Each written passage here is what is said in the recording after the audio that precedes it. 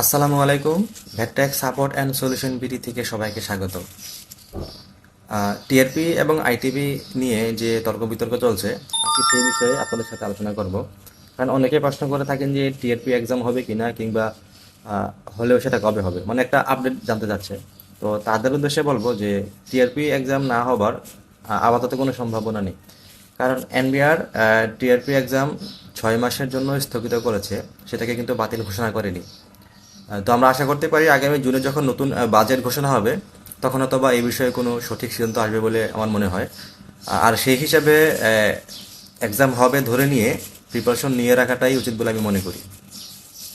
তো মূল আলোচনায় যাওয়ার আগে একটা ঘটনা আপনাদেরকে মনে করিয়ে দিচ্ছি যে আজ থেকে 2 বছর আগে যখন ডিজেলের দাম বৃদ্ধি পায়, 87 টাকা লিটার থেকে লাফিয়ে যখন 129 টাকা লিটারে চলে যায়, তখন কিন্তু পরিবহন মালিক সমিতি কিংবা বাসের স্টাফরা রাস্তায় আন্দোলনে নেমেছিল।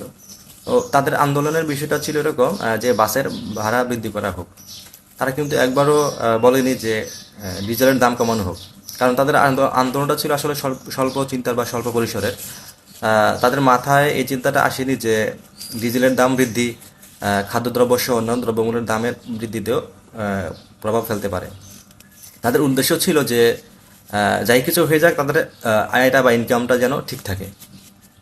তো সেই হিসেবে তারা এই বাসের ভাড়া বৃদ্ধির জন্য আন্দোলন করেছিল। তো ফলশ্রুতিতে কি হলো, পরবর্তীতে যখন ডিজেলের দাম কমলো, তখন কিন্তু আর বাসের ভাড়া কমানো হয়নি।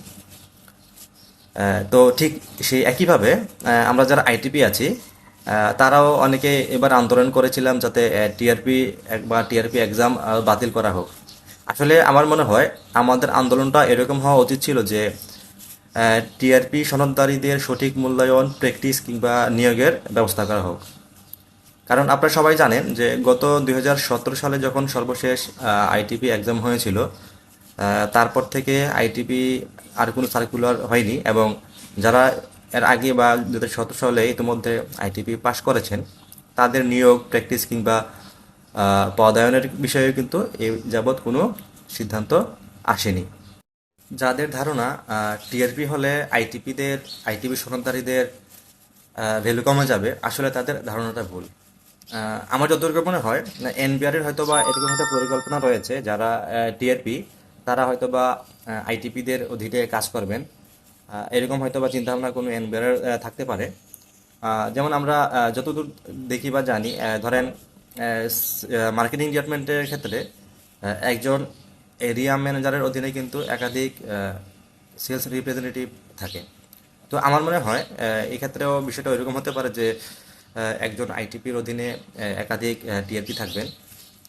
তো যদি ওইরকম হয় তাহলে বিষয়টা খারাপ বলে আমার কাছে মনে হয় না।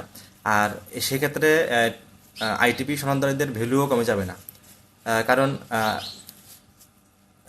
টিআরপি সার্কুলারে স্পষ্টই বলা ছিল যে একজন টিআরপি কখনোই একজন আইটিপির সমমর্যাদা সম্পন্ন হবে না। আর এখানে আরেকটা বিষয় লক্ষণীয় যে যারা আমরা আইটিপি পাশ করেছি, তারা কিন্তু এক্সাম না দিয়ে শুধুমাত্র আবেদন করে যথাযথ প্রক্রিয়ার মাধ্যমেই টিআরপি সনদ পেতে পারি।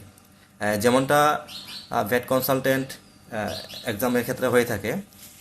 যারা সিএমএ, এসিসিএ কিংবা সিএস কোয়ালিফাইড পারসন, তারা কিন্তু ভেট কনসালটেন্ট এক্সাম না দিয়েও শুধুমাত্র যথাযথ প্রক্রিয়ায় আবেদন করে ভেট কনসালটেন্ট এক্সাম সার্টিফিকেট পেয়ে থাকেন। তো আশা করি আমার আলোচনা থেকে হয়তো অনেক কিছুই আপনাদের ক্লিয়ার হবে, বা আমার আলোচনায় অনেকের পক্ষে বিপক্ষে যুক্তিও থাকতে পারে। তো আমি আমার ব্যক্তিগত মতামত প্রকাশ করলাম। তো তারপরেও আমার আলোচনায় যদি কোনো ভুল ভ্রান্তি থাকে, তো আশা করি সবাই ক্ষমা সুন্দর দৃষ্টিতে থাকবে। সবার সুস্থতা কামনা করে আজকের আলোচনা এতটুকুই। ভালো থাকবেন সবাই। আসসালামু আলাইকুম।